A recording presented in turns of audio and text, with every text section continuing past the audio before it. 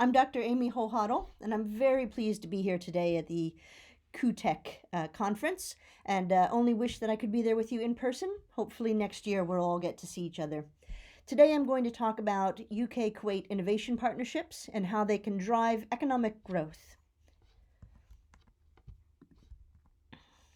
So just a quick bit about the Catapult. Connected Places Catapult is the UK's government's centre of excellence for urban innovation. And what's really critical about the work that we do in urban innovation is that we focus on 3 levels of connectedness: the physical, the digital, and the social level of connectedness. And we think it's critical that you put an emphasis on all 3 of these. Many times we only put the emphasis on the digital or the technical, but it's really critical to think about the social and the physical levels of impact that innovation has in the urban space. A view about where the Catapult currently works. We are working all over the world.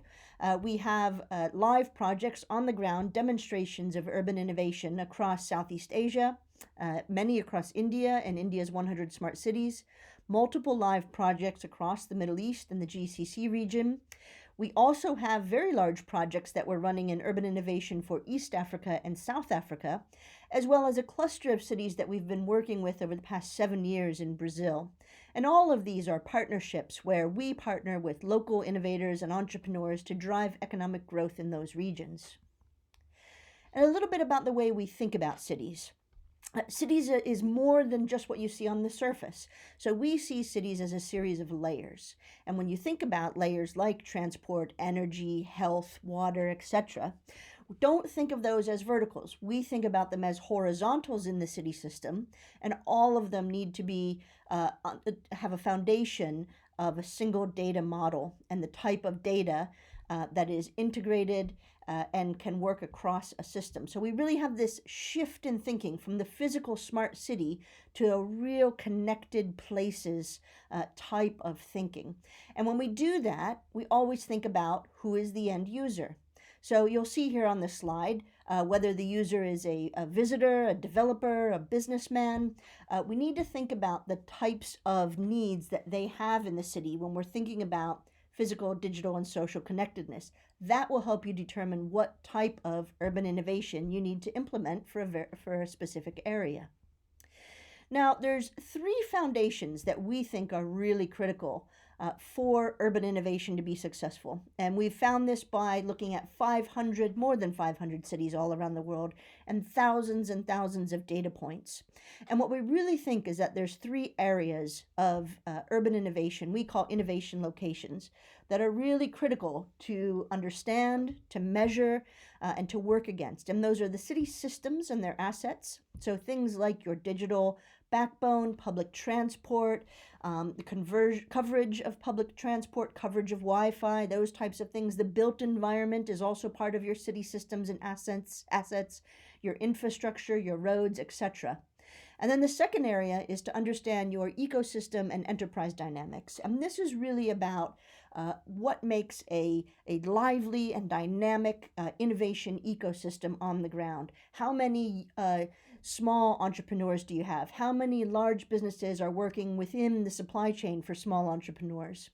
What types of innovation platforms and partners do you have? What's the talent pool like there? Can you draw on young, talented individuals that can help drive economic growth through innovation in the urban space? What are the universities doing? Is this all joined up?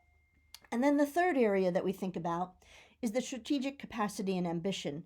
And this is really about governance and thinking about strategy. Does the city or the place, it's not necessarily just cities, but places, can be regions, can be whole countries.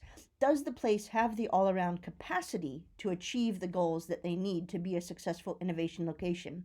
Have they put the budget behind it? Are the city leaders behind it? And do they have the vision and the strategy to implement that? And when we dump all of our data into a database, here's where the Catapult decides where we work. So we look across those 500 cities and those thousands and thousands of data points. And on here, you can see an example of Kuwait and Kuwait City. And we get very granular in what type of data we're looking at so that we can make the best business partners and bilateral partnerships around innovation. So we could see things, for example, around the number of tech-enabled firms that have headquarters there. These are both interesting and critical indicators to understand in order to be a successful innovation location. And once we think about all those indicators and those three different lenses, then we start to think more broadly. What does that mean for the places that we live? And this is especially important, not just where we live, but how we move and how we govern in a post-COVID world, or shall we say just in a COVID world. I think that we'll never go back to the way that we were working. And so we have to think about, in a COVID world, how does digitization and innovation and the urban space get impacted in the way that we live? And so I think we're going to be seeing a lot more around connected homes. Net zero is a priority for all countries around the world. All leaders are making commitments to help achieve net zero goals. We have to think about urban innovations in terms of homes as our offices or assisted living, meaning sensors and IoT that help us create better living in our environment, or bubble living. And that's going to become more and more of a reality as we move forward. But it also impacts the way that we move. And so we think about electrification of our systems, both cars and public transport. We think more and more about active transport, cycling, walking, e-mobility, micromobility. And these are all very current issues. Many cities all over the world are grappling with them, but these are also the type of issues, in addition to being challenges, that can make us good partners for each other and can help drive economic growth across our places and our cities. We also think about the way that we govern. And when we think about the way we govern moving forward, we see a much more citizen-engaged, citizen-centric way that people will want to be involved in shared governance, shared services, especially when a lot of even countries in the Middle East are leading in digitizing public services. People want it to be easier, faster. They also want it to be engaged. They want to be able to use their phone to engage with public services and public systems. So the way we govern also needs to change. If you look at this slide, what this actually is an antiquated form of urban planning that's still, up until a few months ago, still used in the UK. That when a new development was going up, the developer was required to post pieces of paper to the telephone poles around the neighborhood to notify residents that a large development would be going up in their region. It's not a very effective way to draw people in. It's not a very effective way to show people what will be coming in their neighborhood, to get their opinions, to get their buy-in, to get their input. And since this time, the UK has started to digitize completely its system so that you can have online town halls and public forums. You can use enhanced vision on your phone to look at examples of what the environment might look like with that new development in place using AI and other digital visualization methods. So we see a whole new way of governing when we look at the opportunities in urban innovation. And these are critical areas that a lot of cities want to and can partner on, that will drive economic growth in a region, both for innovators and entrepreneurs and for the government as well. And it's also critical that we all understand the role of data and AI. And in a COVID world, this now is absolute necessity for being a successful innovation location. And we realize that cities that were already on their journey towards digitization of public services fared well better in the pandemic than those that did not. So those that were already on the journey, they were able to swiftly move into still delivering many of their public services using the digital platform. And those that had not really made a lot of advancement and commitment to the digitization of city services found themselves really struggling to provide even some of the most basic services. And so we understand that things like 5G and IoT and the ways that AI can be used in the decision-making capacity of government is becoming absolutely essential to being a successful innovation location. Now, what are the types of projects that the Catapult engages in that uses all of these different types of ideas in the way that we think about cities? Well, what does that physically look like when we work hand in hand with cities? We recently completed a project in Sharjah, next to Dubai. Many of you are probably familiar with Sharjah. It is a world-class education, academic and education location with 12 universities along a beautiful boulevard in Sharjah, and putting out some of the most brilliant and talented academics across the UAE. They were struggling to understand what their role was in innovation in the UAE, especially given that when you're next to Dubai, Dubai generally leads on a lot of the tech and digital innovation across the region. But those other emirates also want and have a role to play. So we worked with Sharjah to understand what are the assets that they have. So we go back to something like that city typology and understand what's the digital backbone, what's the Wi-Fi capacity, how many businesses do you have, and we do that type of analysis to say you have assets in certain areas and you have talent in certain areas. What we need to do are build those up rather than trying to be an innovation center that is like Dubai or like Singapore. We're not going to be like them. We have to be ourselves and innovative in ourselves and successful in ourselves. And what we did after we identified those areas that we saw as assets for Sharjah, we brought in UK businesses.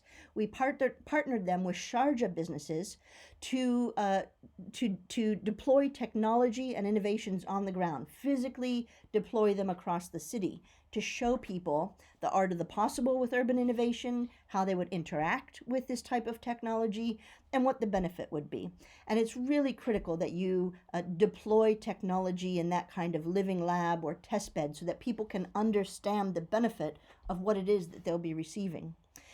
So that also meant that Sharjah companies receive new contracts and business for doing innovation projects, as well as UK companies. And we're both able to maximize the impact that we can have in a region. And then finally, what we did in Sharjah was we put together a government-to-government bilateral business arrangement so that once a project like the Catapults was completed, the project didn't simply end. Both governments agreed to take this type of activity forward with a series of activities and events and trade and bilateral business agreements. So we kind of set it up from start to finish, and that's what we did with Sharjah. Similarly, we're working in a project in Africa, both in Kenya and South Africa, and we're working with 6 cities. And across those 6 cities, we worked with the local stakeholders to identify some very specific city challenges that they have in a city like Nairobi, for example. And you have to work with the local stakeholders to understand what the challenges are. It's really critical when you're forming partnerships like this, that you're working on the ground and understanding the local context.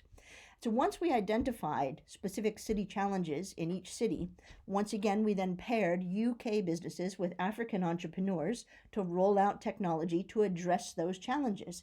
The city has a benefit in a challenge that they had, has a possible solution. Entrepreneurs on both sides are getting new contracts and new businesses, and both the UK and our partner country are forming new bilateral business agreements that help us for the long term in economic growth. Those are the types of projects the Catapult does with partners around the world. In India, we embarked on a project that was across the entire country of India when they were establishing their 100 smart cities about 5 years ago. And what they were doing was asking each city to come up with a smart city plan and then submit that plan to the government for funding. And what we realized pretty quick was that it probably is not the smartest process to have each city come up with their own smart city plan. And so the government quickly called in the Catapult to say, can you think about how these cities can connect to each other in developing their smart city plans? And this is critical wherever we work. When we work in Africa, when we work in the Middle East, when we work in India or Southeast Asia or in the UK, we're always trying to pair cities and places with other places that are on a similar journey. We don't need to make the same mistakes. We should all learn on successes and scale those successes up. And we need to have peer groups and peer learners, and we need to have business partners. So when you connect cities that are on similar journeys, you start to foster all of those different types of relationships. And the Catapult then formed what is now the National Urban India Stack, which is their digital platform, digital and physical platform connecting all of the 100 cities and more around these types of programs so that they can learn from each other. And then one last example, a project that we're embarking on right now in Oman. And many countries are going through the same process of what types of powers and levers do we need to give to local authorities, local governments. In Oman, it's the governorates, 11 different governorates. What powers do they need to have so that they can drive local innovation? And so we're helping Oman think about the types of cities that they have, the types of places that they have, what would make those individual places unique but successful as innovation locations, and then what type of levers and powers they need to have, both at the local level, but also relying on the national government to make that a successful location. And it really needs to have that buy-in across all the different levels of government. So that just gives you a flavor about how the Catapult thinks about cities, how we approach working with partners, and some of the types of projects that we've undertaken recently. And I really hope that it has made you excited and that you potentially have some ideas about how we can also work together. So my contact information is here, and I'm sure that the organizers will also share the presentations and the contact information. And I very much look forward to working with all of you in the future. Thank you.